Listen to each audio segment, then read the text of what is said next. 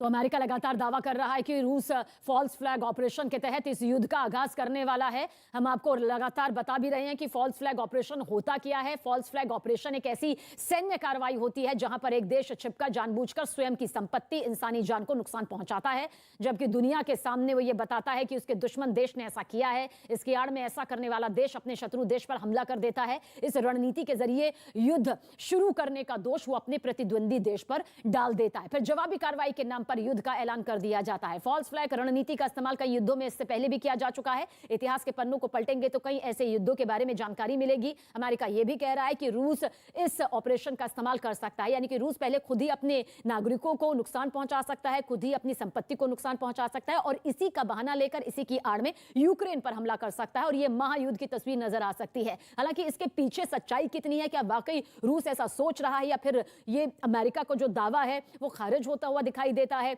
ये बात की बात है। लेकिन फॉल्स फ्लैग ऑपरेशन इतिहास के पन्नों में दर्ज है, ऐसा कई बार हुआ है और रूस पर यह शक इसलिए जताया जा रहा है क्योंकि कई बार सैन्य टुकड़ियों को वापस लेने का जो संदेश रूस ने दावे के तौर पर दिया था वो तस्वीरों के जरिए सच साबित नहीं हो पाया। न्यूज एजेंसी एएफपी के हवाले से खबर है कि फ्रांस के राष्ट्रपति इमैनुअल ने कहा है कि रूसी राष्ट्रपति बेलारूस से सेना हटाने की तैयारी कर रहे हैं। इमैनुअल और व्लादिमीर पुतिन तनाव को घटाने को लेकर तैयार हो गए हैं। इमैनुअल मैक्रों और पुतिन ने त्रिपक्षीय बातचीत के लिए वो तैयार हैं। यूक्रेन के प्रतिनिधि मंडल और रूस, यूरोप के OSCE, ये तीनों संगठन इस संकट को हल करने को लेकर बातचीत यहां पर करने वाले हैं। यूक्रेन संकट को कूटनीतिक समझौते के तहत हल करने पर जोर दिया जा रहा है। तो बड़ी बैठकें यहां पर हो रही हैं। कल भी आपको याद होगा कि रूस और यूक्रेन तनाव पर अमेरिका, जर्मनी और फ्रांस की बैठक यहां पर जो कही गई थी आज के लिए वो होने वाली थी। इस बैठक में अमेरिकी राष्ट्रपति जो बाइडेन, फ्रांस के राष्ट्रपति इमैनुअल और जर्मनी के चांसलर ओलाफ शोल्ज बातचीत करते हुए बताया जा रहा है कि नजर आते। और यूक्रेन में बढ़ता तनाव किस तरह से और ज्यादा दिखाई दे रहा है, भयानक तौर पर दिखाई दे रहा है, वो सभी के सामने है। पूर्वी यूक्रेन में जबरदस्त गोलीबारी हो रही है, धमाके हो रहे हैं। पूर्वी यूक्रेन से हजारों लोगों का रेस्क्यू हो रहा है। 2 स्थानीय नागरिकों के मारे जाने की भी खबर है। पूर्वी यूक्रेन में रह रहे लोग काफी डरे सहमे हुए हैं। पूर्वी यूक्रेन में अलगाववादियों के नियंत्रण वाले दोनेत्स्क शहर के उत्तरी हिस्से में कई विस्फोटकों की आवाज सुनी गई।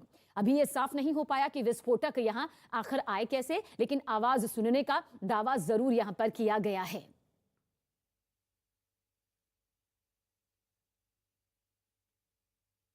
और इस बीच यूक्रेन में रह रहे भारतीयों ने खौफनाक मंजर बयां किया है। यूक्रेन से भारत लौटे छात्रों ने कहा कि सीमावर्ती शहरों को खाली कराया जा रहा है। परमाणु युद्ध के डर से लोग डरे हुए हैं।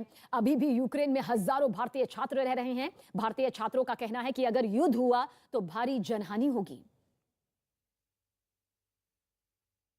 मैं आभार व्यक्त करना चाहूँगा इनके अभिभावकों का, जैसे प्रिंसिपल साहब घनश्याम जी मीणा का भी, कि माता पिता ने मजबूत डिसीजन लिया कि बच्चों आप यूक्रेन से भारत आ जाओ, आपका जीवन सुरक्षित है तो सबको जीवन में मिलेगा, जीवन नहीं है तो आगे कहाँ से मिलेगा। अभी भी क्योंकि उहापोह की स्थिति में हजारों भारतीय छात्र वहाँ पर ऑनलाइन और ऑफलाइन क्लासों के दबाव में यूक्रेन में ही है और छुटपुट युद्ध और घटनाएं, आक्रमण शुरू हो चुके हैं। मैं Zaporizhzhia state medical university Ukraine का छात्र हूँ। मैं चौथे ईयर में अध्ययन कर रहा हूँ। मैं अभी वार की स्थिति वहाँ पे बनी हुई है, वहाँ पे स्थिति काफ़ी अनसर्टेन है। इस वजह से हमारे पेरेंट्स ने देखते हुए हमें बुला लिया है। इस महामारी के दौरान ना जाने कितने ही घरों के चूल्हे बंद हो गए और ना जाने कितने ही लोग बेघर हो गए। कुछ परिवारों की जिंदगी बद से भी बदतर हो गई। इस बीच वर्ल्ड टॉयलेट कॉलेज की एक खास मुहिम, जहां उन्होंने सफाई कर्मचारियों की मदद का बीड़ा उठाया। विवेक जैसे कितने ही सफाई कर्मचारी आज सम्मान की जिंदगी जी रहे हैं। देखते हैं मिशन पानी की ये रिपोर्ट। स्वच्छता और पानी, पानी, पानी, हमको बचानी है ये जिंदगानी।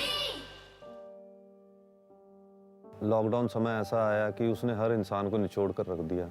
मेरे सामने ऐसे काम आ गए जो मैंने कभी ज़िंदगी में किए नहीं थे, जो कि सफाई को लेकर थे। अब सफाई को लेकर काम तो किया, मेहनत भी की, पर कभी किसी ने ये नहीं कहा कि बेटा तूने साफ सुथरा रहना, अपने बच्चों के बारे में भी सोचना है। कभी किसी ने ये नहीं कहा कि हाँ कोई चोट पीट लग जाए कि तुम्हें कोई दवाई दिलवा दें। ऐसा कुछ नहीं हुआ आज तक। ना किसी ने कोई आज तक कोई ड्रेस दी, ना जूते दिए।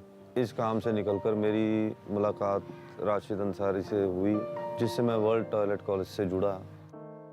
विकास जब यहाँ ट्रेनिंग लेने आए थे तब वो कोविड के बाद बिल्कुल बेकार हो चुके थे, उन्हें कहीं काम नहीं मिल रहा था, वो सैनिटेशन के काम से जुड़े हुए थे।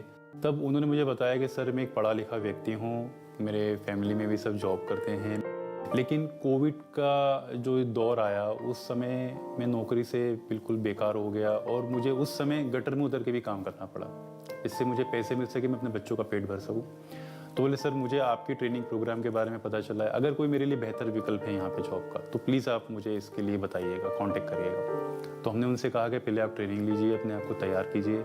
हमने उनको यहाँ पे ट्रेनिंग दिया, तैयार किया और हरी भरी पटियाला वेस्ट मैनेजमेंट जो इस प्रोग्राम में पार्टनर है, आज वो व्यक्ति एक वार्ड का सुपरवाइज़र है, सारी सफाई का काम देखता है। आज उसको म्यूनिसिपल काउंसिलर, म्यूनिसिपल कॉर्पोरेशन के लोग सब उसको जानते हैं, तो उसके लिए एक बहुत सम्मान की बात है। तो मुझे ये बात है कि अच्छी लगी कि हम हाउस कीपिंग के अलावा भी और भी ऐसे सेक्टर सैनिटेशन में खुल रहे हैं उनके लिए, जहाँ पे अपने आप को ले जाके एक बेहतर विकल्प पा सकते हैं जॉब का। स्वच्छता